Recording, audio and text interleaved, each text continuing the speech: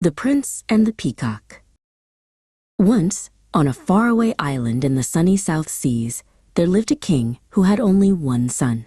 The people were happy, for the sun always shone, and there was always plenty of food. Only the king was sad, for his little son had been dumb from birth, and no one had been able to make him utter a sound. On the same island there lived a lively, jolly rogue named Pango, who loved lazing in the sun and playing tricks on people, but hated work of any kind. When there was work to be done in the fields, Pango was usually nowhere to be found. At last the villagers grew tired of this, and they said to Pango, "We will not do all your share of the work for you any longer. Go out into the world and earn your own living." Pango left the village and set out to seek his fortune. At last he felt hungry, and he stopped at a little wayside house, hoping to be given some food. The woman who lived there gladly shared her meal with him, and while they ate, she told him all the news of those parts.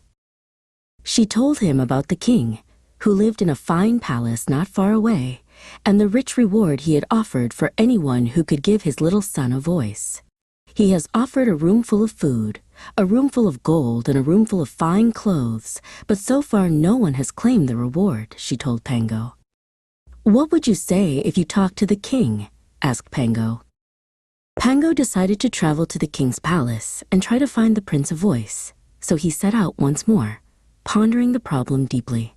However hard he racked his brains, he could see no solution at all.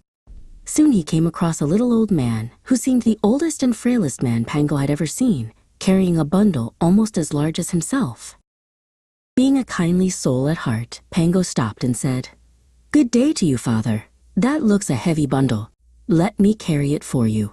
"Thank you, my son. You are very kind," said the old man, and as they went on together, he asked Pango where he was going. "Oh, I am on my way to the king's palace to see if I can find a voice for the prince," replied Pango. "But I do not yet know how I shall do it. The problem is a tough one. However, the reward is great." "Is that all?" said the little old man. "It is quite simple. All you have to do is to find a beautiful voice, which has the power to charm all who hear it, and make sure the prince hears it too. It will charm him so much that he will feel he must imitate it, and the moment he opens his mouth to try, the voice will belong to him."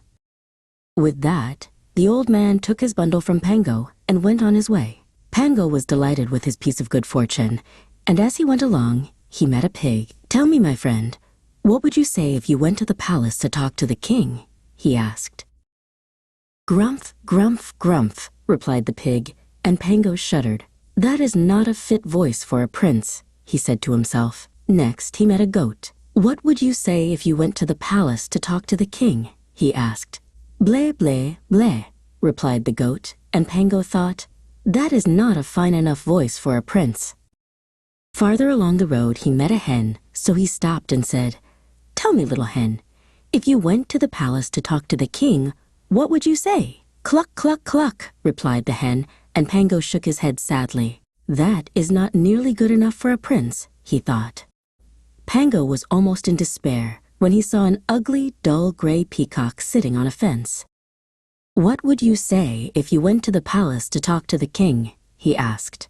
The peacock stared at him proudly. "I would say nothing," it replied haughtily, "for I would only have to open my mouth and sing, and my voice would charm them all into silence." With that, the peacock opened its mouth and sang a song so beautiful that even the wind stopped rustling the leaves and fell silent. Pango was delighted. "Surely that is a voice fit for a prince," he thought. Pango went to the palace, asked to see the king, and promised to find the prince a voice. "You must hold a contest in the palace," Pango said, "and offer a great reward for the finest singer."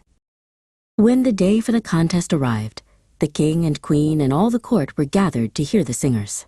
Only the little dumb prince was not to be seen, for Pango had placed him out of sight and told him to listen carefully. "When you hear a voice which charms you, you must open your mouth and imitate it," Pango told him. First, the pig sang, a song of grunts and snorts which was most unmusical. Then the goat sang, and his voice was rough and gruff. Then the hen sang, crowing and clucking, and finally all three sang together, making a terrible din, so that the king longed to put his hands over his ears. The dull, gray peacock listened haughtily. Then it walked proudly forward and opened its mouth. It sang a song so beautiful that the whole court was silent and still. The little prince thought he had never heard anything so beautiful, and he opened his mouth to imitate the song. To everyone's surprise, the peacock's song was repeated from a different part of the courtyard. The delighted king saw that it was his son who was singing. The peacock opened its mouth, but now only an ugly croak came out. "You have tricked me," it cried in fury. The king was very pleased. "You have done a great service, and you shall be well rewarded," he told Pango. "However, you must also be punished for tricking the peacock. You shall have the room full of food and the room full of gold, but the room full of fine clothes shall go to the peacock. In future, he shall always be a most beautiful bird to make up for the loss of his voice." So it happened. Pango received his reward. The peacock lost his voice, but was dressed in the most gorgeous colors, and so stayed as proud as ever. The little prince gained a voice, and was so happy that he sang wherever he went. All the people of the island heard him, and followed his example, making their island a land of song as well as sunshine. Moral: pride may lose its voice, but kindness and cleverness give life to joy. Those who share their gifts for others' happiness fill the world with song and light.